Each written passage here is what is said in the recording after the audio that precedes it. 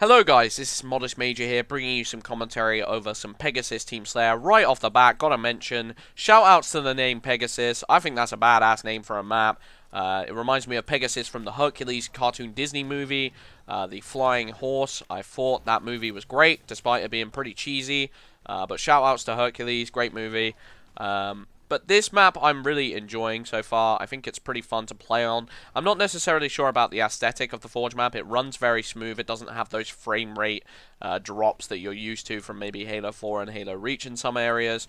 And I'm a bit worried about Strongholds, how this map will play, because Strongholds, people are complaining about Forge, about frame rate drops in matchmaking. So how bad will that be on this Forge map? Who knows?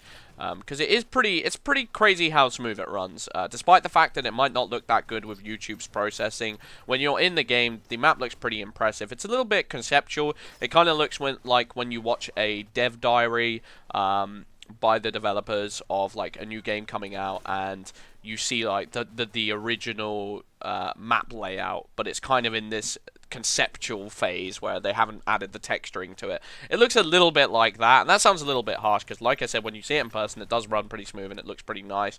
But I kind of wish that they started with these base textures, this kind of white aesthetic that looks a bit chalky, but you could add textures to the walls. You could make it chrome. You could make it like that Tron aesthetic that they have on Crossfire and Trench, the two breakout maps. That would be really, really cool, but I'm not sure if they're necessarily moving in that direction. I like the way the callouts look. They're very understated, but they're still pretty easy to see.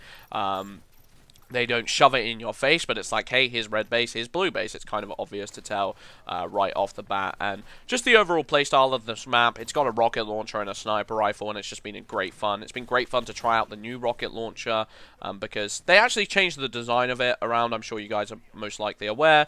It looks a bit like a army toy gun. It looks a bit like a potato launcher, to be honest. And I was a bit put off by the aesthetic of it, especially as it was kind of a if it ain't broken, don't fix it case, and the old rocket launcher looked absolutely amazing. But at the same time, it does fit with the overall theme of this game. It's kind of a little bit more arcadey and a little bit more cartoony, I want to say.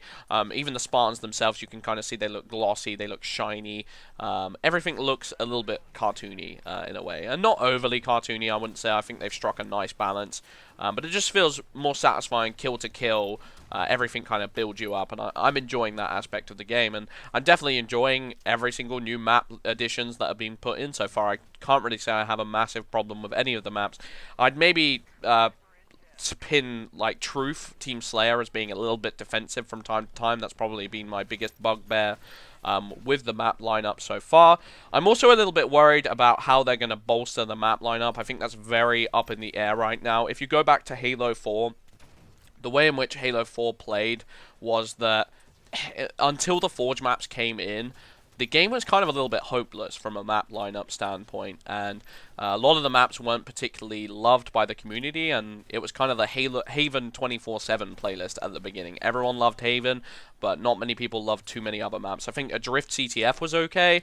It was quite fun in pubs, I'd say. Abandoned was very, very half and half, and I'd say it was kind of mediocre at best. And then you get the BTB maps like Longbow, like Meltdown. Some of them were just straight up controversial and not that great to play on, in my personal opinion, and others people's personal opinions.